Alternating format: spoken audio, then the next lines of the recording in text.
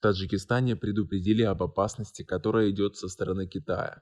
Досмотрите это видео до конца, и вы узнаете, чего стоит остерегаться таджикам. Подписывайтесь на наше обновление, чтобы быть в курсе о всех новостях на нашем канале.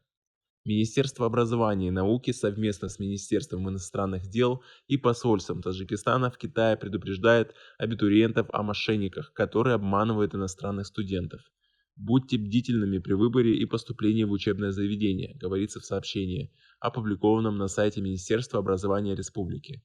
По данным Министерства образования Китая, на официальном сайте информационного агентства Синьхуа появилась информация об университетах в Китае, где орудуют мошенники.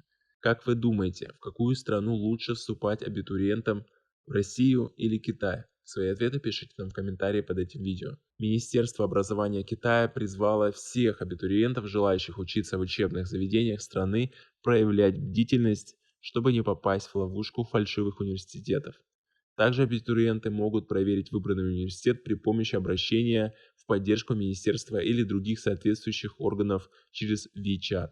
Согласно официальному заявлению Министерства образования Китая, все институты и университеты, зарегистрированные в министерстве, имеют собственный эксклюзивный код, который можно найти на сайтах специальных систем регистрации. Таджикских школьников готовят к поступлению в российские вузы. С осени этого года запускается новый сервис, который поможет иностранным абитуриентам поступить в российские вузы, сообщает пресс-центр представительства Россотрудничества в Таджикистане. Образовательный онлайн-сервис «Учись в России», запуск которого намечен с 15 сентября, позволит всем иностранным абитуриентам подготовиться к сдаче экзаменов в российские вузы. Для иностранных студентов в России в связи с пандемией коронавируса будут введены некоторые требования перед началом учебного года.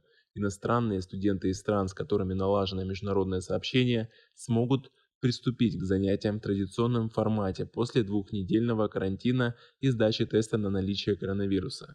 Если международное авиасообщение еще не будет открыто, а студент уже учится или зачислен, то его обучение будет проводиться в дистанционном формате. Это в первую очередь коснется студентов из Таджикистана, Казахстана, Туркменистана, Узбекистана, Китая, Украины, Индии, Белоруссии, Азербайджана и Кыргызстана. Именно юноши и девушки из этих стран представляют наибольший процент иностранных обучающихся. Должны быть мотивированы, должно быть четкое желание учиться, совершенствоваться, развиваться. На этом у нас все. Оцените наше видео подпиской и лайком. До скорой встречи.